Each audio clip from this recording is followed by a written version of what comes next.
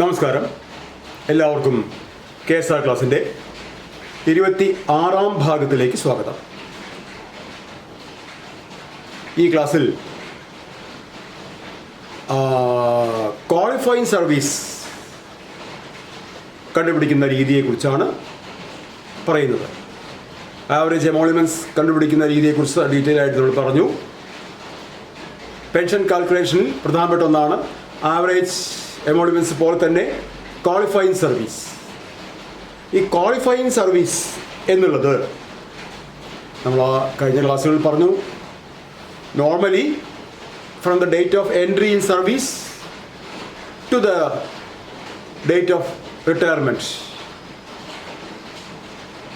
അതാണ് ക്വാളിഫയിങ് സർവീസായിട്ട് കണക്കാക്കുക. റിട്ടയർമെൻറ്റ് എന്ന് പറഞ്ഞാൽ ഏത് ടൈപ്പുള്ള റിട്ടയർമെൻറ്റും ആവാം. 4 ടൈപ്സ് ഓഫ് റിട്ടയർമെൻ്റ് ഉണ്ട്. Compensatory pension, invalid pension, retiring pension and superannuation pension. ഇതിൽ ഏത് ടൈപ്പിലാണെങ്കിലും എന്നാണോ സർവീസിൽ നിന്ന് റിട്ടയർ ചെയ്യുന്നത് അന്ന് വരെ ഉള്ള ഡ്യൂറേഷൻ ഓഫ് പീരിയഡിനെയാണ് നമ്മൾ ക്വാളിഫയിങ് സർവീസ് എന്ന് പറയുന്നത് പറഞ്ഞു. അതോടൊപ്പം നമ്മൾ പറഞ്ഞു അതിൽ കൂട്ടിച്ചേർക്കേണ്ടതുണ്ടാവും, ചിലപ്പോൾ അതിൽ നിന്നും ഡിഡക്റ്റ് ചെയ്യേണ്ടതുണ്ടാവും എന്ന് പറഞ്ഞു. അതിനെക്കുറിച്ചാണ് നമ്മൾ ഇന്ന് വിശദമായിട്ട് പരിശോധിക്കുന്നത്. അതായത് ഈ duration of service from the date of entry to the date of retirement, അതിൽ നോൺ ക്വാളിഫയിങ് സർവീസുകൾ, അതിലേതൊക്കെയാണ് നമ്മൾ നോൺ ക്വാളിഫയിങ് സർവീസായിട്ട് കണക്കാക്കുക എന്നാണ്. പ്രധാനമായിട്ടും LWA, leave without allowance taken as per 12A, 12B, 12C, ഈ 3 ടൈപ്പിൽ, ഈ 3 രീതിയിൽ LWA എടുക്കുമ്പോൾ ആ പീരിയഡ് 5 വർഷമാണ് മാക്സിമം. പണ്ടത് 20 വർഷം വരെ 4 സ്ട്രെച്ചായിട്ട് 4 ഭാഗങ്ങളായിട്ട് കൊടുത്തിരുന്നു. ഇപ്പം maximum 5 years, at A stretch 5 years, maximum 5 years വരെ LWA as per 12A, 12B, 12C. അതായത് for getting job outside the government service. പണ്ട് എബ്രോഡ് ആയിരുന്നു, അത് എബ്രോഡ് തന്നെ പോകണമെന്നില്ല, ഔട്ട്സൈഡ് ദ സർവീസ് ആയാലും മതി. പിന്നെ for study purposes and for meeting spouse, ഈ കാര്യങ്ങൾക്കൊക്കെയാണ് ഈ രീതിയിൽ ലീവ് അനുവദിക്കുക. അത് ലീവിൽ വിശദമായി പറയും ഈ ലീവ് അനുവദിക്കപ്പെട്ടിരുന്നത്. അപ്പോൾ അത്തരത്തിൽ ലീവ് എടുക്കുകയാണെങ്കിൽ ആ ലീവ് പീരിയഡ് നോൺ ക്വാളിഫയിങ് സർവീസാണ്. എത്രയാണോ ആ രീതിക്ക് ലീവ് എടുത്തത് അതിന് ലീവ് നോൺ ക്വാളിഫയിങ് സർവീസായിട്ട് പരിഗണിക്കണം. അതായത് ടോട്ടൽ ഡ്യൂറേഷൻ ഓഫ് സർവീസിൽ നിന്ന് ഇത്തരം ലീവുകൾ എടുത്തിട്ടുണ്ടെങ്കിൽ അത്രയും പീരിയഡ് മൈനസ് ചെയ്യണം. ഒന്നത് അത് ഡയറക്റ്റ് മൈനസ് ചെയ്യാവുന്ന ഒരു സംഭവമാണ്. അതിനെക്കുറിച്ച് കൂടുതൽ വിശദീകരിക്കേണ്ട കാര്യമില്ല. എത്രയാണോ ലീവ് എടുത്തിട്ടുള്ളത് ക്വാളിഫയിങ് സർവീസിൽ നിന്ന് അത്രയും പീരിയഡ് മൈനസ് ചെയ്യും, ഡിഡക്റ്റ് ചെയ്യും. ഇനി ബ്രേക്ക് ഓഫ് സർവീസ് ആണ്, അതാണ് കുറച്ച് ഇമ്പോർട്ടൻ്റ് ആയിട്ടുള്ളത്. അതിൽ നിന്ന് എപ്പോഴും വരാറുണ്ട്. ബ്രേക്ക് ഓഫ് സർവീസ് എപ്പോഴാണ് ബ്രേക്ക് വരുന്നത്? For want of vacancy, vacancy ഇല്ലാത്തത് കൊണ്ട് ഒരു ഓഫീസർ താൽക്കാലികമായി സർവീസിൽ നിന്നും പുറത്തു നിർത്തപ്പെടുന്നു. നമ്മൾ അതിനെയാണ് ബ്രേക്ക് എന്ന് പറയുന്നത്, ബ്രേക്ക് ഓഫ് സർവീസ്. ആ ബ്രേക്ക് ഓഫ് സർവീസ് ഒരു നോൺ ക്വാളിഫയിങ് സർവീസ് ആണ് എന്ന് പറയണമെങ്കിൽ അതിൻ്റെ ചില നിബന്ധനകളും കൂടി നമുക്കറിയണം. അതായത് ബ്രേക്ക്, ഇപ്പോൾ സർവീസിൽ നിന്ന് പുറത്ത് നിന്ന ആ കാലഘട്ടം, duration of break, if it is less than 1 year, 1 വർഷത്തിൽ കുറവ് പീരിയഡേ ബ്രേക്ക് ഉള്ളൂ. അങ്ങനെയാണെങ്കിൽ ആ ബ്രേക്ക് നെഗ്ലക്റ്റ് ചെയ്യും, ഇഗ്നോർ ചെയ്യും, ബ്രേക്കായിട്ട് പരിഗണിക്കില്ല. ഒരാളുടെ സർവീസ് ടൈമിൽ ഒരു 8 മാസം അദ്ദേഹം സർവീസിൽ നിന്ന് പുറത്തു നിൽക്കേണ്ടി വന്നു ഫോർ വാണ്ട് ഓഫ് വേക്കൻസി. അത് 8 മാസം, അതായത് 1 വർഷം വരെയാവാം. ആ 1 വർഷം വരെയുള്ള ബ്രേക്ക് ക്വാളിഫയിങ് സർവീസ് കണക്കാക്കുമ്പോൾ അത് ഇഗ്നോർ ചെയ്യും. ആ പീരിയഡ് ആ ടോട്ടൽ ഡ്യൂറേഷൻ ഓഫ് സർവീസിൽ നിന്നും മൈനസ് ചെയ്യില്ല, ലെസ് ദാൻ 1 year ആണെങ്കിൽ. ഇനി ഗ്രേറ്റർ ദാൻ 1 year ആണെങ്കിലോ 1 വർഷത്തിൽ കൂടുതൽ സമയം സർവീസിൽ നിന്ന് പുറത്തു നിൽക്കേണ്ടി വന്നു, ബ്രേക്ക് വന്നു സർവീസിൽ, 1 വർഷത്തിൽ കൂടുതൽ സമയം.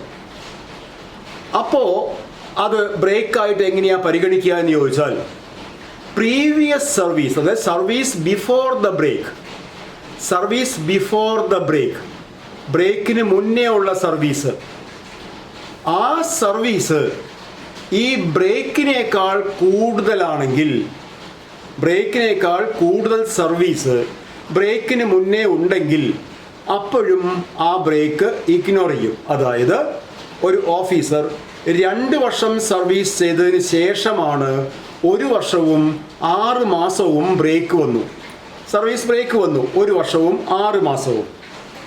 അപ്പോൾ നമ്മൾ ആദ്യം പറഞ്ഞ രീതി പ്രകാരം 1 വർഷത്തിൽ കൂടുതലുണ്ടെങ്കിൽ അത് ബ്രേക്കാണ് എന്ന് പറഞ്ഞല്ലോ. പക്ഷേ അത് ബ്രേക്ക് ആവണമെന്നുണ്ടെങ്കിൽ അതിൻ്റെ പ്രീവിയസ് സർവീസ്, ഈ ബ്രേക്ക് ആരംഭിക്കുമ്പോൾ അദ്ദേഹത്തിന് എത്ര സർവീസ് ഉണ്ടായിരുന്നോ അതിൽ കൂടുതൽ ബ്രേക്ക് വന്നാൽ മാത്രമേ നമ്മൾ ഈ ബ്രേക്കിനെ പരിഗണിക്കുള്ളൂ. അതിൽ കുറവാണ് ബ്രേക്ക് എന്നുണ്ടെങ്കിൽ അപ്പോഴും ആ ബ്രേക്ക് ഇഗ്നോർ ചെയ്യും. അപ്പോൾ ബ്രേക്ക് ഇഗ്നോർ ചെയ്യുന്നത് 2 തരത്തിലാണ്. ഒന്ന് ലെസ് ദാൻ 1 ഇയർ ആണെങ്കിൽ മറ്റൊന്നും നോക്കേണ്ട കാര്യമില്ല. ലെസ് ദാൻ 1 ഇയർ ആണെങ്കിൽ അപ്പം തന്നെ ആ ബ്രേക്ക് ഇഗ്നോർ ചെയ്തു, അത് സർവീസ് ബ്രേക്ക് ആയിട്ട് പരിഗണിക്കില്ല. Qualified service, non qualified service ആയിട്ട് പരിഗണിക്കില്ല. അതേസമയം ഗ്രേറ്റർ ദാൻ 1 ഇയർ ആണ്, but lesser than the previous service ആണ്. ബിഫോർ ദ ബ്രേക്ക് വരുന്നതിൻ്റെ മുന്നേ ഉള്ളതിനേക്കാൾ കുറവാണ് ബ്രേക്ക്. ബ്രേക്ക് വരുന്നതിൻ്റെ മുന്നേ 2 വർഷം സർവീസ് ഉണ്ടായിരുന്നു, ബ്രേക്ക് 1.5 വർഷമേ ഉള്ളൂ എങ്കിൽ അപ്പോഴും ആ ബ്രേക്ക് പീരിയഡ് ഇഗ്നോർ ചെയ്യും. ഇനി if the break is greater than the previous സർവീസിനേക്കാൾ കൂടുതൽ കാലം ബ്രേക്ക് വന്നു, അപ്പോൾ ഓൺലി ദ ഡിഫറൻസ്, എത്രയാണോ വ്യത്യാസം, ആ വ്യത്യാസത്തിൻ്റെ കാലാവധി മാത്രമാണ് നമ്മൾ ബ്രേക്കായിട്ട് പരിഗണിക്കുക. ഇപ്പോൾ 2 വർഷം പ്രീവിയസ് സർവീസ് ഉണ്ട്, ബ്രേക്ക് വന്നപ്പോൾ ആ ബ്രേക്കിനേക്കാൾ മുന്നേ 2 വർഷം പ്രീവിയസ് സർവീസ് ഉണ്ട്, ബ്രേക്ക് ആവട്ടെ 2 വർഷവും 6 മാസവും നീണ്ടു നിന്നു. 2 വർഷവും 6 മാസവും നീണ്ടു നിന്നപ്പോൾ service before the break is 2 years and break is 2 years and 6 months. So the difference, അതിൻ്റെ വ്യത്യാസം is only 6 months. Break is 6 months greater than the previous സർവീസിനേക്കാൾ എത്രയാണോ ബ്രേക്ക് അധികമായി നിന്നത് ആ പീരീഡ് മാത്രമാണ് ബ്രേക്കായിട്ട് പരിഗണിക്കുക. പ്രത്യേകം ശ്രദ്ധിക്കണം, ക്വസ്റ്റ്യൻ വന്നിട്ടുണ്ട് നിന്ന് ഈ ബ്രേക്കിൻ്റെ കഥയൊക്കെ പറഞ്ഞിട്ട് അതിൽ മൈനസ് ചെയ്യേണ്ട നോൺ ക്വാളിഫൈഡ് സർവീസ് എത്രയാണ് എന്ന് ചോദിച്ചിട്ടുണ്ട്. And officer joined in service ഒരു ഡേറ്റ് തരും, ആൻഡ് ബ്രേക്ക് വന്ന ഡേറ്റ് തരും, ബ്രേക്കിൻ്റെ ഡ്യൂറേഷൻ തരും, നോൺ ക്വാളിഫൈഡ് സർവീസ് ഉണ്ടെങ്കിൽ എത്ര എന്ന് ചോദിക്കും. നമ്മൾ എന്താ അറിയേണ്ടത്? ഈ 3 കാര്യങ്ങളും അറിയണം. ലെസ് ദാൻ 1 ഇയർ ആ ബ്രേക്ക് എങ്കിൽ ഇഗ്നോർ ചെയ്യാം. ഗ്രേറ്റർ ദാൻ 1 ഇയർ ബ്രേക്ക് ഉണ്ട്, പക്ഷേ ലെസ് ദാൻ പ്രീവിയസ് സർവീസ് ആണെങ്കിൽ അപ്പോഴും ഇഗ്നോർ ചെയ്യാം. മോർ ദാൻ 1 ഇയർ ബ്രേക്ക് ഉണ്ട്, മാത്രമല്ല പ്രീവിയസ് സർവീസിനേക്കാൾ അധികം ബ്രേക്ക് ഉണ്ട്, പ്രീവിയസ് സർവീസ് കുറവും ബ്രേക്ക് കൂടുതലുമാണ്. അപ്പോൾ എത്രയാണോ കൂടുതൽ, നേരത്തെ പറഞ്ഞില്ലേ, എത്രയാണോ കൂടുതൽ ആ പീരീഡ് മാത്രം നോൺ ക്വാളിഫൈയിങ് സർവീസായിട്ട് പരിഗണിക്കും. അതാണ് break of service non qualifying സർവീസായിട്ട് പരിഗണിക്കുന്നത് ഈ നിയമങ്ങളിലൂടെയാണ്. അപ്പോൾ 2 നോൺ ക്വാളിഫൈയിങ് സർവീസ് നമ്മൾ പഠിച്ചു. ഒന്ന് LWA as per 12A, 12B, 12C and break. ഇത് രണ്ടും നോൺ ക്വാളിഫൈയിങ് സർവീസിൽപ്പെട്ട കാര്യങ്ങളാണ്. ഇനി suspension period unless it is declared as qualifying service. നമ്മളത് ആവറേജ് എമോളിമെൻറ്റ്സ് കണക്കാക്കുമ്പോഴും പറഞ്ഞു, unless it is declared as qualifying service, duty ആയിട്ട് പരിഗണിക്കാം എന്ന് പറയാത്ത സസ്പെൻഷൻ പീരിയഡ് കഴിഞ്ഞു, റീഇൻസ്റ്റേറ്റ് ചെയ്തു, പക്ഷേ സസ്പെൻഷൻ പീരിയഡ് ഡ്യൂട്ടി ആയിട്ട് പരിഗണിച്ചോളാൻ പറഞ്ഞിട്ടില്ല, നോൺ ക്വാളിഫൈയിങ് സർവീസായിട്ട് പരിഗണിക്കാനാണ് പറഞ്ഞത്. അങ്ങനെയുള്ള സസ്പെൻഷൻ പീരിയഡ് നോൺ ക്വാളിഫൈയിങ് സർവീസാണ്. ഒരാളുടെ സർവീസ് ലൈഫിൽ അങ്ങനെയുള്ള സസ്പെൻഷൻ പീരിയഡ് പറഞ്ഞിട്ടുണ്ടെങ്കിൽ അതും ടോട്ടൽ ഡ്യൂറേഷൻ ഓഫ് സർവീസിൽ നിന്നും മൈനസ് ചെയ്യേണ്ടതാണ്. എന്താണ് suspension? Unless it is declared as qualifying service അല്ലെങ്കിൽ ഡ്യൂട്ടി. പിന്നെ പ്രൊവിഷണൽ സർവീസ് ആഫ്റ്റർ 1/10/94 1/10/94 ശേഷമുള്ള പ്രൊവിഷണൽ സർവീസ്, എംപ്ലോയ്മെൻറ്റ് സർവീസ് ആവാം, താൽക്കാലിക നിയമനം ലഭിച്ചതാവാം, എന്തു തന്നെയാണെങ്കിലും അത് 1/10/94 ശേഷമുള്ള സർവീസാണെങ്കിൽ അത് നോൺ ക്വാളിഫൈയിങ് സർവീസാണ്. പക്ഷെ അതിന് മുന്നേ അങ്ങനെ സർവീസ് ഉണ്ടായിരുന്നെങ്കിൽ അത് ക്വാളിഫൈങ് സർവീസ് ആകുമായിരുന്നു. ഇന്നിപ്പോൾ സർവീസിൽ റിട്ടയർ ചെയ്യുന്നവർക്ക് മിക്കവാറും പേർക്കൊന്നും 1/10/94 മുന്നേ ഉള്ള സർവീസുകൾ ഉണ്ടാവില്ല. പക്ഷേ ഇത് വളരെ റിലവൻ്റ് ആയിരുന്ന ഒരു കാലഘട്ടം ഉണ്ടായിരുന്നു.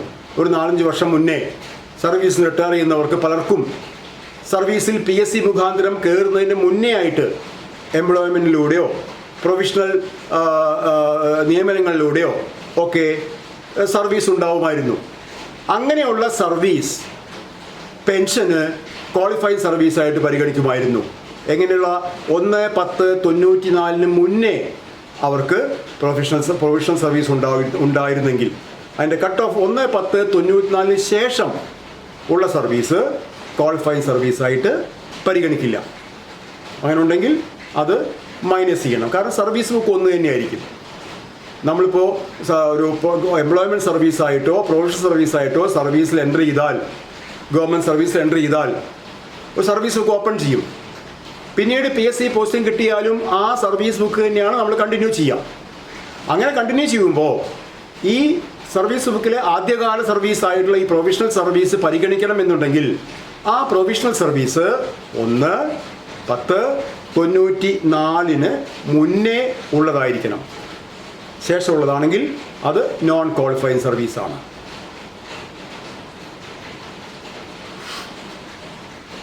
പിന്നെ സ്ട്രൈക്ക്. ഏത് strike? Unless it is declared as dies non. സർക്കാർ ഡയസ്നോണായി പ്രഖ്യാപിക്കാത്ത ഏതെങ്കിലും സ്ട്രൈക്കുകൾ പങ്കെടുത്തിട്ടുണ്ടെങ്കിൽ അത് നോൺ ക്വാളിഫൈങ് സർവീസാണ്. ഡയസ്നോണായി പരിഗണിച്ചാൽ ആ പീരിയഡിൽ നിങ്ങൾക്ക് പേ ആൻഡ് അലവൻസസ് കിട്ടില്ല, ആ പീരിയഡിൽ ഏൺ ലീവ് അക്യുമുലേറ്റ് ചെയ്യില്ല എന്നീ പ്രശ്നങ്ങളേ ഉള്ളൂ. അത് പ്രൊബേഷൻ പീരീഡ് ആണെങ്കിൽ ആ പീരിയഡ് പ്രൊബേഷന് പരിഗണിക്കില്ല. അങ്ങനെയുള്ള പ്രശ്നങ്ങളൊക്കെയാണ് ഡയസ്നോൺ ഉള്ളത്. അല്ലാതെ ടോട്ടൽ സർവീസിനെ ഈ ഡയസ്നോൺ പീരിയഡ് ബാധിക്കില്ല. നമ്മൾ സർവീസ് ടൈമിൽ പലപ്പോഴായിട്ട് ഡയസ്നോൺ പ്രഖ്യാപിക്കപ്പെട്ട സമരങ്ങളിൽ പലരും പങ്കെടുത്തിട്ടുണ്ടാവും. ടോട്ടൽ ഡേയ്സിൽ 10 ദിവസമോ അല്ലെങ്കിൽ 1 മന്തോ അതിനേക്കാൾ കൂടുതലൊക്കെ ടോട്ടൽ സമരങ്ങളിൽ പങ്കെടുത്ത പീരീഡ് ഉണ്ടാവും. പക്ഷെ അതൊക്കെ ഡയസ്നോൺ പ്രഖ്യാപിക്കപ്പെട്ട സമരങ്ങളാണെങ്കിൽ, സ്ട്രൈക്കാണെങ്കിൽ ആ പീരീഡൊന്നും പെൻഷനെ സംബന്ധിച്ചോളം നോൺ ക്വാളിഫയിങ് പീരീഡ് അല്ല. അത് കണക്ക് കൂട്ടിയിട്ട് തന്നെയാണ് പെൻഷൻ പരിഗണിക്കുക. പക്ഷേ പിന്നെ ഡയസ്നോൺ എന്തിനാണ് ബാധിക്കുക? ഡയസ്നോണിൽ നമുക്ക് പേ ആൻഡ് അലവൻസസ് ഉണ്ട്. ചോദിച്ചതാണ് പക്ഷം ഡയസ്നോണിൽ പേ ആൻഡ് അലവൻസസ് ഉണ്ടാവില്ല. ഡയസ്നോണിൽ ഏൺ ലീവ് അക്യുമുലേറ്റ് ചെയ്യില്ല. അത്രയും പ്രശ്നങ്ങളേ ഉള്ളൂ. പ്രൊബേഷണർ ആണെങ്കിൽ ഇത് രണ്ടും കൂടാതെ അദ്ദേഹത്തിൻ്റെ പ്രൊബേഷൻ കാലാവധി നീണ്ടു പോവുകയും ചെയ്യും. പക്ഷേ പെൻഷനെ അതൊരു വിധത്തിലും, പെൻഷൻ്റെ ക്വാളിഫൈങ് സർവീസിനെ അതൊരു വിധത്തിലും ബാധിക്കില്ല. അപ്പം ഇതൊക്കെയാണ് നോൺ ക്വാളിഫയിങ് സർവീസ് ആയിട്ട് പറയുന്നത്. ടോട്ടൽ ഡ്യൂറേഷൻ ഓഫ് സർവീസിന് മൈനസ് ചെയ്യേണ്ട സർവീസുകൾ ഇതൊക്കെയാണ്. അതിൽ ഇമ്പോർട്ടൻ്റ് ആണ് ബ്രേക്ക് കണ്ടുപിടിക്കുന്ന രീതിയാണ് ഇമ്പോർട്ടൻ്റ് ആയിട്ടുള്ളത്. മറ്റൊക്കെ ഡയറക്റ്റാണ്. LW ഉണ്ടെങ്കിൽ അത് ഡയറക്റ്റായിട്ട് മൈനസ് ചെയ്യുക. അതിൽ വേറെ കാൽക്കുലേഷൻ ഒന്നുമില്ല. ബ്രേക്ക് അങ്ങനെയല്ല. ബ്രേക്ക് യഥാർത്ഥത്തിലുള്ള ബ്രേക്ക് അല്ല, നോൺ ക്വാളിഫയിങ് സർവീസ് ആയിട്ട് വരിക. അത് കാൽക്കുലേറ്റ് ചെയ്യുന്ന വിധം നമ്മൾ ഡീറ്റെയിൽ ആയിട്ട് പറഞ്ഞു. ഇനി നമ്മൾ പറയാൻ പോകുന്നത് അഡീഷൻസ് ആണ്. ക്വാളിഫയിങ് സർവീസിന് കൂടെ ആഡ് ചെയ്യാൻ പറ്റുന്നത് അഡീഷൻസ് ഏതൊക്കെയാണ്? പ്രധാനപ്പെട്ട അഡീഷൻസ് എന്ന് നമുക്ക് നോക്കാം. എയ്ഡഡ് സ്കൂൾ സർവീസ് ഒരു ക്വാളിഫയിങ് സർവീസ് ആണ്. കുറേ കാലം എയ്ഡഡ് സ്കൂളിൽ വർക്ക് ചെയ്ത് PSC കിട്ടി ഗവൺമെൻറ് സ്കൂളിലേക്ക് വന്നാൽ ആ കാലഘട്ടം ക്വാളിഫയിങ് സർവീസാണ്. ഗവൺമെൻറ് സർവീസിൽ ജോയിൻ ചെയ്തതിനൊക്കെ മുന്നേ ഉള്ള എയ്ഡഡ് സ്കൂൾ കാലഘട്ടം ക്വാളിഫയിങ് സർവീസാണ്. പക്ഷേ അവിടെ ചെറിയൊരു കാര്യമുണ്ട്. അത് ഈ എയ്ഡഡ് സ്കൂൾ സർവീസിൽ നിന്നും റിസൈൻ ചെയ്ത് ഗവൺമെൻറ് സർവീസിൽ ജോയിൻ ചെയ്യുന്ന ആ ഗ്യാപ്പ് ഉണ്ടല്ലോ, അതിലിടയ്ക്ക് വരുന്ന number of days, that shall not be greater than the joining time. യഥാർത്ഥത്തിൽ അവിടുന്ന് ലീവ് ചെയ്ത് പുതിയ ഗവൺമെൻറ് സ്കൂൾ ജോയിൻ ചെയ്യാൻ എത്രയാണോ ജോയിനിങ് ടൈം അനുവദിക്കപ്പെടാവുന്നത് അതിൽ കൂടുതൽ സമയം എടുത്ത് ആണ് ഗവൺമെൻറ് സർവീസിൽ ജോയിൻ ചെയ്തിട്ടുള്ളത് എന്നുണ്ടെങ്കിൽ ആ കാരണം കൊണ്ട് ആ സർവീസ് നിഷേധിക്കപ്പെടാം. എയ്ഡഡ് സ്കൂൾ സർവീസ് നിഷേധിക്കപ്പെടാം. PSC പോസ്റ്റിംഗ് ഓർഡർ വന്ന ഉടനെ എയ്ഡഡ് സ്കൂളിൽ നിന്ന് റിലീവ് ചെയ്തു. പക്ഷേ ഗവൺമെൻറ് സർവീസിൽ ജോയിൻ ചെയ്ത് 10-20 ദിവസം കഴിഞ്ഞിട്ടാണെങ്കിൽ യഥാർത്ഥത്തിൽ അനുവദിക്കപ്പെടാവുന്ന ജോയിനിങ് ടൈം 8 ദിവസമാണെങ്കിൽ 8 ദിവസത്തിനകം ഗവൺമെൻറ് സർവീസിൽ ജോയിൻ ചെയ്തിട്ടില്ലെങ്കിൽ എയ്ഡഡ് സ്കൂൾ സർവീസ് പരിഗണിക്കപ്പെടണം എന്നില്ല. പിന്നെ സ്പെഷ്യൽ ഓർഡറൊക്കെ വാങ്ങിക്കേണ്ടി വരും. അപ്പോൾ നിയമം അങ്ങനെയാണ്. എയ്ഡഡ് സ്കൂൾ സർവീസ് പരിഗണിക്കപ്പെടണം എന്നുണ്ടെങ്കിൽ എയ്ഡഡ് സ്കൂളിൽ നിന്ന് റിലീവ് ചെയ്ത് ഗവൺമെൻറ് സർവീസിൽ ജോയിൻ ചെയ്യുന്ന ആ time that shall not be greater than the actual joining time. ഒരു അഡീഷൻ അതാണ് എയ്ഡഡ് സ്കൂൾ സർവീസ്. ഇനി central government service. Central government service ഇവിടെ ക്വാളിഫൈങ് സർവീസായിട്ട് പരിഗണിക്കപ്പെടാം. എങ്ങനെയാണെങ്കിൽ സെൻട്രൽ ഗവൺമെൻറ് സർവീസിൽ നിന്ന് വാങ്ങിച്ച പെൻഷനറി ബെനിഫിറ്റ്സ് തിരിച്ചടയ്ക്കണം. അവിടെ എത്ര കാലം സർവ് ചെയ്തോ ആ ഡ്യൂറേഷൻ ഓഫ് സർവീസിനെ ബേസ് ചെയ്ത് പെൻഷനറി ബെനിഫിറ്റ്സ് വാങ്ങിച്ചിട്ടുണ്ടെങ്കിൽ അത് സെൻട്രൽ ഗവൺമെൻറ്റിലേക്ക് തിരിച്ചടച്ച് അതിൻ്റെ പ്രൂഫ് കൊണ്ടുവന്ന് ഇവിടെ സ്റ്റേറ്റ് ഗവൺമെൻറ്റിൽ വർക്ക് ചെയ്യുമ്പോൾ ഉണ്ടാക്കിയ സർവീസ് ബുക്കിൽ എൻ്റർ ചെയ്താൽ ആ പീരീഡ് ഇവിടെ പെൻഷന് ക്വാളിഫൈങ് സർവീസായിട്ട് പരിഗണിക്കും. അങ്ങനെ ആരും ചെയ്യാറില്ല. കാരണം ഒരു പക്ഷേ പെൻഷനറി ബെനിഫിറ്റ്സ് അവിടുന്ന് ലഭിക്കുന്ന ഒരു പക്ഷേ അത്രയും വർഷം ഇവിടെ ചേർത്താൽ ലഭിക്കുന്ന അഡീഷണൽ ക്വാളിഫൈങ് സർവീസ് മുഖാന്തരം ഉണ്ടാവുന്ന ബെനിഫിറ്റ്സിനേക്കാൾ കൂടുതൽ ബെനിഫിറ്റ്സ് സെൻട്രൽ ഗവൺമെൻറ് സർവീസിലുള്ള ഡ്യൂറേഷൻ കാരണം വാങ്ങിച്ച പെൻഷനറി ബെനിഫിറ്റ്സ് ഉണ്ടായിരിക്കും. അത് കൂടുതലായിരിക്കും. അതുകൊണ്ട് ആരും അത് ചെയ്യാറില്ല. പക്ഷെ വേണമെങ്കിൽ സെൻട്രൽ ഗവൺമെൻറ് സർവീസ് ഇവിടെ പെൻഷന് ഒരു ക്വാളിഫൈങ് സർവീസായിട്ട് ഒരു അഡീഷണലായിട്ട് പരിഗണിക്കപ്പെടണം എന്നുണ്ടെങ്കിൽ അതേ പീരീഡ് വെച്ച് അവിടെ നിന്ന് വാങ്ങിച്ച ബെനിഫിറ്റ്സ് തിരിച്ചടയ്ക്കുക. അല്ലെങ്കിൽ ഒരേ പീരീഡിന് 2 സ്ഥലത്ത് നിന്ന് ബെനിഫിറ്റ് വാങ്ങിയ പോലെ ആയില്ലേ? ലോജിക്ക് അതാണല്ലോ. ഒരേ പീരീഡിന് സെൻട്രൽ ഗവൺമെൻറ്റിൽ നിന്നും ബെനിഫിറ്റ് വാങ്ങി സ്റ്റേറ്റ് ഗവൺമെൻറ് ബെനിഫിറ്റ് വാങ്ങി അത് പറ്റില്ല. ഏതെങ്കിലും ഒരു ഭാഗത്തു നിന്നാണ് ബെനിഫിറ്റ് കിട്ടുള്ളൂ. സെൻട്രൽ ഗവൺമെൻറ്റിന് വാങ്ങിയിട്ടുണ്ടെങ്കിൽ അത് തിരിച്ചടയ്ക്കണം. ഇല്ല എന്നുണ്ടെങ്കിൽ സ്റ്റേറ്റ് ഗവൺമെൻറ്റിലെ ഡ്യൂറേഷനെ ബേസ് ചെയ്ത് മാത്രമേ പെൻഷൻ കൊടുക്കാറുള്ളൂ. അങ്ങനെ തന്നെയാണ് മിക്കവാറും ഇങ്ങനെ സെൻട്രൽ ഗവൺമെൻറ്റിനൊക്കെ വന്ന് ഇവിടെ സർവീസ് കയറുന്നവർ മിക്കവാറും പേര് അത് ആ രീതി തന്നെയാണ് പിന്തുടരാറുള്ളത്. പക്ഷെ വേണമെങ്കിൽ അവർക്ക് ആ ക്വാളിഫൈങ് സർവീസ് ഇവിടെ ഉപയോഗിക്കാം. വേറെയാണ് ഡിഫൻസ് സർവീസ്. ഡിഫൻസ് സർവീസിലും ഇത് തന്നെയാണ് പരിഗണിക്കുക. ഡിഫൻസ് സർവീസ് ഇവിടെ ക്വാളിഫൈങ് സർവീസായിട്ട് പരിഗണിക്കും. പക്ഷേ ഡിഫൻസ് അക്കൗണ്ട്സ് ഡിപ്പാർട്ട്മെൻറ്റിൽ നിന്നുള്ള ഒരു വെരിഫിക്കേഷൻ സർട്ടിഫിക്കറ്റ് കൊണ്ടുവരണം. അവിടുന്ന് വാങ്ങിച്ച പെൻഷനറി ബെനിഫിറ്റ്സ് തിരിച്ച് അടയ്ക്കുകയും വേണം. അങ്ങനെയാണെങ്കിൽ ഡിഫൻസ് സർവീസ് ഇവിടെ ക്വാളിഫൈങ് സർവീസായിട്ട് പരിഗണിക്കും. ഇനി ബാർ സർവീസ് ഒരു ക്വാളിഫൈങ് സർവീസാണ്. ബാർ സർവീസ് അതിന് ഒരുപാട് നിബന്ധനകളുണ്ട്. അതിന് ക്വസ്റ്റ്യൻസ് വന്നിട്ടുണ്ട്, ധാരാളമായിട്ട് വന്നിട്ടുണ്ട്. ബാർ സർവീസ് എപ്പോഴാണ് ക്വാളിഫൈങ് സർവീസായിട്ട്? എന്താ ബാർ സർവീസ് എന്ന് പറഞ്ഞാൽ? ഒരു കോടതിയിൽ വക്കീലായിട്ട് അഡ്വക്കേറ്റായിട്ട് പ്രാക്ടീസ് ചെയ്ത കാലം, അതാണ് ബാർ സർവീസ്. ആ ബാർ സർവീസ് ക്വാളിഫൈഡ് സർവീസായി പരിഗണിക്കും ചില നിബന്ധനകൾക്ക് വിധേയമായിട്ട്. നിബന്ധനകളിൽ ഒന്ന്, 25 വയസ്സിന് ശേഷമുള്ള ബാർ സർവീസ് മാത്രമേ ക്വാളിഫൈങ് സർവീസായിട്ട് പരിഗണിക്കുള്ളൂ. സാധാരണഗതിക്ക് LLB കഴിഞ്ഞാൽ 23 വയസ്സിലോ 24 വയസ്സിലോ ഒക്കെ എൻറോൾ ചെയ്യാൻ പറ്റും. അങ്ങനെ എൻറോൾ ചെയ്തിട്ടുള്ള ആ 23 വയസ്സ് തൊട്ടുള്ള പീരീഡ് പരിഗണിക്കില്ല. 25 വയസ്സിന് ശേഷം എത്ര ബാർ സർവീസ് ഉണ്ടോ അതാണ് ക്വാളിഫൈങ് സർവീസായിട്ട് പരിഗണിക്കുക. വീണ്ടും ഉണ്ട് നിബന്ധനകൾ 2. ഈ PSC എഴുതി നിങ്ങൾ ഗവൺമെൻറ് ഡിപ്പാർട്ട്മെൻറ്റിൽ കയറിയിട്ടുണ്ടാവുമല്ലോ, ആ കയറിയ പോസ്റ്റിൻ്റെ ഒരു വിദ്യാഭ്യാസ യോഗ്യത അതിൽ LLB ഒരു മാൻഡേറ്ററി ഡിഗ്രി ആയിരിക്കണം. LLB ഒരു മാൻഡേറ്ററി ഡിഗ്രി ആയിട്ടുള്ള ഒരു പോസ്റ്റിൽ PSC എഴുതി കയറുമ്പോൾ മാത്രമാണ് ബാർ സർവീസ് പരിഗണിക്കുക.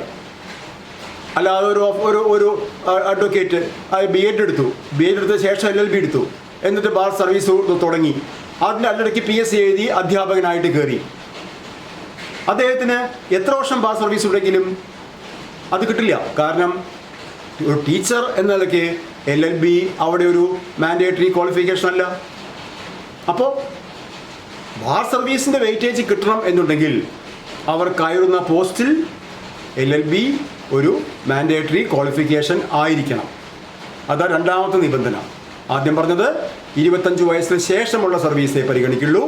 രണ്ടാമത് അത് പരിഗണിക്കുകയിൽ തന്നെ എന്ത് വേണം? നിങ്ങൾ കയറുന്ന പോസ്റ്റിന് LLB ഒരു യോഗ്യതയായി കണക്കാക്കിയിട്ടുണ്ടാകണം. ഇനി അടുത്ത നിബന്ധന, മിനിമം 8 വർഷമെങ്കിലും ഗവൺമെൻറ് സർവീസിൽ ക്വാളിഫൈയിങ് സർവീസ് ആയിട്ടുണ്ടാകണം. ഗവൺമെൻറ് സർവീസിലെ ക്വാളിഫൈഡ് സർവീസ് മിനിമം 8 വർഷങ്ങളെങ്കിലും വേണം. 8 വർഷം മിനിമം ക്വാളിഫൈഡ് സർവീസ് ഗവൺമെൻറ് ഡിപ്പാർട്ട്മെൻറ്റിൽ വേണം. നാലാമത്തത്, മാക്സിമം പരിഗണിക്കപ്പെടാവുന്ന ബാർ സർവീസ് 10 വർഷമാണ്. മാക്സിമം പരിഗണിക്കപ്പെടാവുന്ന ബാർ സർവീസ് 10 വർഷം. അതിൽ കൂടുതൽ ബാർ സർവീസ് ഉണ്ടെങ്കിൽ അത് 10 ആയിട്ട് ലിമിറ്റ് ചെയ്യും. അപ്പോൾ ഇതൊക്കെയാണ് ബാർ സർവീസിൻ്റെ നിബന്ധനകൾ. അപ്പോൾ ഇത്രയും നിബന്ധനകൾക്ക് വിധേയമായി മാക്സിമം 10 വർഷം വരെ ഒരു ഓഫീസർക്ക് വെയിറ്റേജ് കിട്ടും. വെയിറ്റേജ് മീൻസ് ക്വാളിഫൈഡ് സർവീസായിട്ട് അഡീഷണൽ ആയിട്ട് കിട്ടും. 8 വർഷമെങ്കിലും ഗവൺമെൻറ് സർവീസിലുണ്ടാവണം. 25 വയസ്സിന് ശേഷമുള്ള സർവീസേ പരിഗണിക്കുള്ളൂ. എൻട്രി പോസ്റ്റ് LLB ക്വാളിഫിക്കേഷൻ ഒരു മാൻഡേറ്ററി ക്വാളിഫിക്കേഷനായിട്ട് ഉണ്ടായിരിക്കണം. ഇത്രയും നിബന്ധനകൾ പാലിക്കപ്പെടുന്നതനുസരിച്ച് അതിനാനുപാതികമായിട്ട് നിങ്ങൾക്ക് എന്ത് കിട്ടും? ബാർ സർവീസ് അഡീഷനായിട്ട് കിട്ടും. ഇനി ഇങ്ങനെയുള്ള ക്വാളിഫൈഡ് സർവീസുകളുമായി ബന്ധപ്പെട്ട് നമുക്ക് മനസ്സിലാക്കിയിരിക്കുന്ന വേറെ 1-2 പോയിന്റ്സ് ഉണ്ട്. LWA മെഡിക്കൽ സർട്ടിഫിക്കറ്റിൻ്റെ ബേസിൽ എടുക്കുന്ന LWA അത് ക്വാളിഫൈഡ് സർവീസ് ആണ്. LWA ആണെങ്കിലും അത് ക്വാളിഫൈഡ് സർവീസാണ്. എങ്ങനെയാണെങ്കിൽ based on a medical certificate. അതുകൂടാതെ സ്റ്റഡി പർപ്പസിന് റൂൾ 91A വെച്ച് സ്റ്റഡി പർപ്പസിന് ലീവ് എടുക്കുകയാണെങ്കിൽ അതും ക്വാളിഫൈഡ് സർവീസാണ്. പക്ഷേ അത് ക്വാളിഫൈഡ് സർവീസ് റൂൾ 91A വെച്ച് എല്ലാ വിഭാഗം ജീവനക്കാർക്കും സ്റ്റഡി പർപ്പസിന് ലീവ് കിട്ടില്ല. ഇപ്പോൾ LD ക്ലർക്കായിട്ട് ജോയിൻ ചെയ്തൊരു ഒരാൾ, ജൂനിയർ ക്ലർക്കായിട്ട് ജോയിൻ ചെയ്ത ഒരാൾ, അദ്ദേഹം LLB എടുക്കാനോ അല്ലെങ്കിൽ BTech എടുക്കാനോ അങ്ങനെ എന്തെങ്കിലും അഡീഷണൽ ക്വാളിഫിക്കേഷൻ നേടാൻ വേണ്ടി ലീവ് എടുത്തു കഴിഞ്ഞാൽ അത് 91A പ്രകാരം കിട്ടില്ല. 91A പ്രകാരം ആർക്കാണ് ലീവ് കിട്ടുക? അവരുടെ പ്രൊഫഷനിൽ അവർക്ക് കൂടുതൽ ശോഭിക്കാൻ, ആ പ്രൊഫഷൻ ഒന്നുകൂടി കുറ്റമറ്റതാക്കാൻ അവരെടുക്കാൻ പോകുന്ന അഡീഷണൽ ക്വാളിഫിക്കേഷൻ കൊണ്ട് സാധിക്കുമെന്നുണ്ടെങ്കിൽ അത്തരം കോഴ്സുകൾക്ക്, ഇപ്പോൾ PhD ചെയ്യാൻ ഹയർ സെക്കൻഡറി അധ്യാപകർക്ക്, PG ചെയ്യാൻ ഹൈസ്കൂൾ ടീച്ചേഴ്സിന്, ഇങ്ങനെയുള്ള ആ രീതിയിൽ ഇപ്പോൾ ഒരു ടെക്നിക്കൽ ഡിപ്പാർട്ട്മെൻറ്റിൽ ഒരു ഓവർസിയർക്ക് BTech എടുക്കാൻ, അങ്ങനെയൊക്കെയുള്ള അങ്ങനെയൊക്കെയുള്ള അഡീഷണൽ ക്വാളിഫിക്കേഷൻ നേടുന്നതിന് വേണ്ടി 91A പ്രകാരം ലീവ് എടുക്കാം. ആ 91A പ്രകാരം ലീവ് കിട്ടണമെന്നുണ്ടെങ്കിൽ ലീവ് കിട്ടും. ആ ലീവ് ക്വാളിഫൈഡ് സർവീസായിട്ട് പരിഗണിക്കണമെന്നുണ്ടെങ്കിൽ ആ കോഴ്സിൻ്റെ ഡ്യൂറേഷൻ എത്രയാണോ അത്രയും പീരീഡ് മാത്രമാണ് ലീവായിട്ട് അനുവദിക്കപ്പെടുക. അത് തന്നെ അനുവദിക്കപ്പെടണമെന്നുണ്ടെങ്കിൽ ഇതിൻ്റെ ഹെഡ് ഓഫ് ഇൻസ്റ്റിറ്റ്യൂഷൻ്റെ കയ്യിൽ നിന്ന് നിങ്ങൾ കോഴ്സ് പൂർത്തിയാക്കിയതിൻ്റെ ഒരു സാക്ഷ്യപത്രം പ്രൊഡ്യൂസ് ചെയ്യണം. ഈ ലീവ് എടുത്ത് നിങ്ങൾ മറ്റെന്തെങ്കിലും കാര്യങ്ങൾക്ക് പോയി കോഴ്സ് കഴിഞ്ഞു എന്ന് വെറുതെ പറഞ്ഞ് വന്ന് ജോയിൻ ചെയ്യാൻ പറ്റില്ല. ഇതിന് ആ കോഴ്സ് പൂർത്തിയാക്കിയതായിട്ടുള്ള സർട്ടിഫിക്കറ്റ് നിങ്ങൾ ഹെഡ് ഓഫ് ദ ഓഫീസിന് ഹാജരാക്കണം. എന്നാൽ മാത്രമേ 91A പ്രകാരം ലീവ് അപ്രൂവ്ഡ് ആവുള്ളൂ. അങ്ങനെ അപ്രൂവ്ഡ് ആവുന്ന 91A പ്രകാരമുള്ള ലീവ് പെൻഷന് ക്വാളിഫൈങ് സർവീസാണ്. 2 വർഷം നിങ്ങൾ അങ്ങനെ പോയി ലീവ് എടുത്ത് പോയാലും ആ 2 വർഷം പെൻഷൻ എൻ്റെ ക്വാളിഫൈങ് സർവീസിൽ നിന്ന് മൈനസ് ആവില്ല. അത് ക്വാളിഫൈങ് സർവീസ് തന്നെയാണ്. കാരണം ആ 2 വർഷം നിങ്ങൾ ഈ ഹയർ എഡ്യൂക്കേഷൻ നേടാൻ വേണ്ടി ചെലവിട്ടത് നിങ്ങളുടെ ജോലിയുടെ അല്ലെങ്കിൽ നിങ്ങളുടെ ഡിപ്പാർട്ട്മെൻറ്റിൻ്റെ തന്നെ ഉന്നമനത്തിന് വേണ്ടിയാണ് എന്ന ഒരു വ്യൂ പോയിന്റിലാണ് ആ പീരീഡ് ക്വാളിഫൈഡ് സർവീസായിട്ട് പരിഗണിക്കപ്പെട്ടിട്ടുള്ളത്. കൂടാതെ ഈ പാർട്ട് ടൈം സർവീസിലിരിക്കെ ഫുൾ ടൈം സർവീസിൽ പ്രവേശിച്ചാൽ ഈ പാർട്ട് ടൈം സർവീസിൻ്റെ പകുതി, ഇപ്പോൾ ഒരാൾക്കൊരു 8 കൊല്ലം പാർട്ട് ടൈം സർവീസ് ഉണ്ട്. 8 കൊല്ലം പാർട്ട് ടൈം സർവീസ് ശേഷം ഫുൾ ടൈം സർവീസിലേക്ക് പ്രവേശിച്ചു. ക്വാളിഫൈഡ് സർവീസ് കണക്കാക്കുമ്പോൾ ഒരു 12 കൊല്ലം ഫുൾ ടൈം സർവീസും ഉണ്ട്, 8 കൊല്ലം പാർട്ട് ടൈം സർവീസും ഉണ്ട്. അപ്പോൾ half of the part time service shall be added as qualifying service for the calculation of pension. 12 വർഷത്തെ ഫുൾ ടൈം സർവീസും 8 വർഷത്തെ പിന്നെ പാർട്ട് ടൈം സർവീസും ഉണ്ടെങ്കിൽ 12 + 4 16 വർഷം അവിടെ ക്വാളിഫൈങ് സർവീസായിട്ട് പരിഗണിക്കും. Half of the part time service. അത് ലാംഗ്വേജ് ടീച്ചേഴ്സ് ആ വിഭാഗത്തിൽപ്പെടുന്നവർക്ക് അവിടെ ഹാഫ് അല്ല, അത് മുഴുവനും ആ പാർട്ട് ടൈം സർവീസ് മുഴുവനും അവിടെ ക്വാളിഫൈങ് സർവീസായിട്ട് പരിഗണിക്കും. അവരുടെ കേസിൽ അത് ഹാഫാക്കി ചുരുക്കില്ല. ലാംഗ്വേജ് ടീച്ചേഴ്സ് പാർട്ട് ടൈം രീതിയിൽ ജോലി ചെയ്യുന്നുണ്ടെങ്കിൽ അവരുടെ അതിനുശേഷം അവർ ഫുൾ ടൈം സർവീസായി പോയിട്ടുണ്ടെങ്കിൽ മൊത്തം സർവീസ് ഒരുപോലെ തന്നെയാണ് ക്വാളിഫൈങ് സർവീസായിട്ട് പരിഗണിക്കുക. ഇനി ഇതിൽ ക്വസ്റ്റ്യൻസ് വരാവുന്ന ഒരു രീതി, ആവറേജ് എമോളിമെൻസിൻ്റെ ക്വസ്റ്റ്യൻസ് വരുന്ന കാര്യം പറഞ്ഞു. ഇവിടെ ഡേറ്റ് ഓഫ് ബർത്ത് തന്നിട്ടുണ്ടാവും, ഡേറ്റ് ഓഫ് എൻട്രി ഇൻ സർവീസും തന്നിട്ടുണ്ടാവും. What is the qualifying service for his pension and DCRG എന്ന് ക്വസ്റ്റ്യൻ വരും. അപ്പോൾ നിങ്ങൾ എന്ത് ചെയ്യുക, ഡേറ്റ് ഓഫ് ബർത്ത് വെച്ചിട്ട് ഡേറ്റ് ഓഫ് റിട്ടയർമെൻറ്റ് കണ്ടുപിടിക്കുക. ഡേറ്റ് ഓഫ് റിട്ടയർമെൻറ്റും date of entry in service തന്നിട്ടുണ്ട്. അത് രണ്ടും കമ്പയർ ചെയ്തിട്ട് total duration of qualifying service കണ്ടുപിടിക്കുക. നോൺ ക്വാളിഫൈങ് സർവീസ് ഉണ്ടെങ്കിൽ അത് മൈനസ് ചെയ്യുക, അഡീഷൻസ് ഉണ്ടെങ്കിൽ അത് ആഡ് ചെയ്യുക. എന്നിട്ട് നിങ്ങൾക്ക് ലാസ്റ്റിൽ 34 years 7 months എന്ന് കിട്ടി എന്ന് വിചാരിക്കുക. 34 years 7 months 6 days എന്ന് കിട്ടി എന്ന് വിചാരിക്കുക. നമ്മൾ റൗണ്ടിങ് പ്രകാരം നമ്മൾ 35 years ആയിട്ട് റൗണ്ട് ചെയ്യും. എന്നിട്ട് ആൻസറിൻ്റെ ഓപ്ഷനിലേക്ക് നോക്കുമ്പോൾ ആദ്യം തന്നെ 35 years ഉണ്ടാവും. പക്ഷേ അതല്ല ബബിൾ ചെയ്യേണ്ടത്, അതല്ല answer. Maximum number of years for pension is 30 and maximum number of years qualifying service for DCRG is 33. അതിൽ കൂടുതൽ എത്ര സർവീസ് ഉണ്ടെങ്കിലും അത് പരിഗണിക്കില്ല. ഇപ്പോൾ ഈ 35 വർഷം സർവീസ് നിങ്ങൾ റൗണ്ട് ചെയ്തിട്ട് 35 വർഷം സർവീസ് കൊടുത്ത ഈ ഓഫീസറുടെ പെൻഷന് പരിഗണിക്കുന്ന പീരിയഡ് 30 വർഷവും DCRGക്ക് പരിഗണിക്കുന്ന പീരിയഡ് 33 വർഷവും. അപ്പോൾ അവിടെ answer 30 years for pension and 33 years for DCRG. even though the officer is having 35 years of qualifying service. അത് മാക്സിമം ലിമിറ്റ് നമ്മൾ അറിഞ്ഞിരിക്കണം. പിന്നെ നേരത്തെ പറഞ്ഞതാണ് ഒരു ഓഫീസറുടെ മാക്സിമം പെൻഷൻ, അതായത് ഫുൾ പെൻഷൻ എത്രയായിരിക്കും എന്ന് ചോദിച്ചാൽ half of his average emoluments. Half of his average emoluments ആണ് മാക്സിമം ഒരു ഓഫീസറുടെ മാക്സിമം പെൻഷൻ. ഒരു സർക്കാർ ജീവനക്കാരൻ്റെ മാക്സിമം പെൻഷൻ, കേരളത്തിലെ ഒരു സർക്കാർ ജീവനക്കാരൻ്റെ മാക്സിമം പെൻഷൻ എത്രയാണെന്ന് ചോദിക്കാം ചിലപ്പോൾ. മാക്സിമം പെൻഷൻ കേരളത്തിലെ ഒരു സർക്കാർ ജീവനക്കാരന് ഇന്ന് 11ാം ശമ്പള കമ്മീഷൻ പ്രകാരം വാങ്ങിക്കാവുന്ന മാക്സിമം പെൻഷൻ എത്രയാണ് എന്ന് ചോദിച്ചാൽ വാങ്ങിക്കാവുന്ന മാക്സിമം ആവറേജ് എമോളിമെൻറ്റ്സ് എന്താ നമുക്കറിയണം. എന്താ നമ്മുടെ ടൈം സ്കെയിലുകൾ, ഏറ്റവും ലാസ്റ്റ് ടൈം സ്കെയിലിൻ്റെ അവസാനത്തെ സ്റ്റേജ് 1,66,800 ആണ്. അപ്പോൾ കേരളത്തിലെ ഒരു സർക്കാർ ജീവനക്കാരന് വാങ്ങിക്കാവുന്ന ഏറ്റവും ഉയർന്ന ബേസിക് പേ 1,66,800 ആണ്. അപ്പോൾ ആ 1,66,800 ആണ് ഒരു ഓഫീസറുടെ മാക്സിമം ആവറേജ് എമോളിമെൻറ്റ്സ്. അതിലും വലിയ ആവറേജ് എമോളിമെൻറ്റ്സ് ഉണ്ടാവില്ല. മാക്സിമം ആവറേജ് എമോളിമെൻറ്റ്സ് 1,66,800 ആണ്.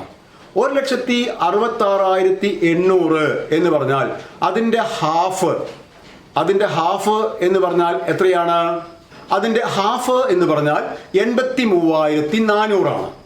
അപ്പോൾ 83,400 ആണ് ഇന്ന് കേരളത്തിലെ ഒരു സർക്കാർ ജീവനക്കാരൻ്റെ മാക്സിമം പെൻഷൻ. ചിലപ്പോൾ ചോദിക്കാറുണ്ട് 11ാം ശമ്പള കമ്മീഷൻ പ്രകാരം ഒരു സർക്കാർ ജീവനക്കാരന് ലഭിക്കുന്ന മാക്സിമം പെൻഷൻ എത്രയാണെന്ന്. അത് 83,400 രൂപയാണ് മാക്സിമം പെൻഷൻ. മിനിമം പെൻഷനും പലവട്ടം ചോദിച്ചിട്ടുണ്ട്. 11ാം ശമ്പള കമ്മീഷൻ പ്രകാരമുള്ള മിനിമം പെൻഷൻ എന്ന് പറഞ്ഞാൽ 11,500 രൂപയാണ് മിനിമം പെൻഷൻ. അത് തന്നെ മിനിമം ഫാമിലി പെൻഷൻ നമ്മൾ കൺഫ്യൂസ് ചെയ്യിക്കാൻ വേണ്ടി ചോദിക്കും. മിനിമം ഫാമിലി പെൻഷനും മിനിമം സർവീസ് പെൻഷനും ഒന്ന് തന്നെയാണ്. മിനിമം ഫാമിലി പെൻഷൻ പ്രത്യേക ഒരു പെൻഷൻ പറഞ്ഞിട്ടില്ല. മിനിമം പെൻഷൻ അത് സർവീസ് പെൻഷൻ ആണെങ്കിലും ഫാമിലി പെൻഷൻ ആണെങ്കിലും 11,500 രൂപയാണ്. ഇനി ഈ പെൻഷൻ ഈസ് പേബിൾ, ചില വർഷങ്ങളിൽ ക്വസ്റ്റ്യൻ ചോദിച്ചിട്ടുണ്ട്. പെൻഷൻ ഈസ് പേബിൾ എന്നാണ്, പെൻഷൻ പേബിൾ ആവുക എന്നാണ്. First date of the month of eligibility. ഇപ്പോൾ ഓഗസ്റ്റ് മാസത്തെ പെൻഷൻ ഓഗസ്റ്റ് മാസം 1-ാം തീയതി തന്നെ കിട്ടും. സാലറി പോലെയല്ല. സാലറി മന്ത് എൻഡിലാണ് കിട്ടുക എന്നുണ്ടെങ്കിൽ പെൻഷൻ മന്തിൻ്റെ തുടക്കത്തിൽ തന്നെ കിട്ടും. First of the month of eligibility, 1-ാം തീയതി തന്നെ ആ മാസത്തെ പെൻഷൻ കിട്ടും. ഇതിനെയൊക്കെ ബേസ് ചെയ്തിട്ട് പലപ്പോഴും ക്വസ്റ്റ്യൻ ചോദിച്ചിട്ടുണ്ട്. ഒരു ഓഫീസർ ഡൈഡ് ഓൺ 12/8/20. 12/8/20 ഒരു ഓഫീസർ മരിച്ചു. The family is eligible for family pension from 12/8/20 മരിച്ച ഒരാളുടെ ഫാമിലിക്ക് ഫാമിലി പെൻഷന് എലിജിബിലിറ്റി എന്ന് തൊട്ടാണ്. 12/8 മരിച്ചത്, 13/8/20 ഓപ്ഷൻ ഉണ്ടാവും, 1/8/20 ഓപ്ഷൻ ഉണ്ടാവും, 1/9/20 ഓപ്ഷൻ ഉണ്ടാവും, നൺ ഓഫ് ദ എബവ് എന്ന് ഓപ്ഷൻ ഉണ്ടാവും. ഏതാണ് ശരി ഉത്തരം? 1/9/20 12/8 അദ്ദേഹം മരിച്ചെങ്കിലും 8-ാം മാസം 1-ാം തീയതി തന്നെ ആ 8-ാം മാസം മുഴുവനും ഉള്ള പെൻഷൻ അദ്ദേഹത്തിന് വിതരണം ചെയ്ത് കഴിഞ്ഞു. അതുകൊണ്ട് ഇനി 1/9 അടുത്ത പെൻഷൻ, ഫാമിലി പെൻഷന് എലിജിബിലിറ്റി. അപ്പോൾ പെൻഷൻ എപ്പോഴും അഡ്വാൻസ് ആണ്. ആ മന്തിലിടയ്ക്ക് എന്ന് ഒരു പെൻഷനർ മരിച്ചാലും ഫാമിലി പെൻഷൻ്റെ eligibility next month first date തൊട്ടേ ഉള്ളൂ. ഇതൊക്കെ പെൻഷനുമായി ബന്ധപ്പെട്ട് അറിഞ്ഞിരിക്കേണ്ട ചില നുറുങ്ങ് കാര്യങ്ങളാണ്. അപ്പോൾ ഇതൊക്കെയാണ് പെൻഷൻ കാൽക്കുലേഷനുമായി ബന്ധപ്പെട്ടിട്ട് നമുക്ക് പറയാനുള്ളത്. നമുക്ക് പെൻഷൻ്റെ ഫാമിലി പെൻഷനും കമ്മ്യൂട്ടേഷൻ ഓഫ് പെൻഷനും DCRGയും ആ 3 കാര്യങ്ങളും കൂടി പറയാനുണ്ട്. അത് നമുക്ക് അടുത്ത ക്ലാസ്സിൽ പറയാം.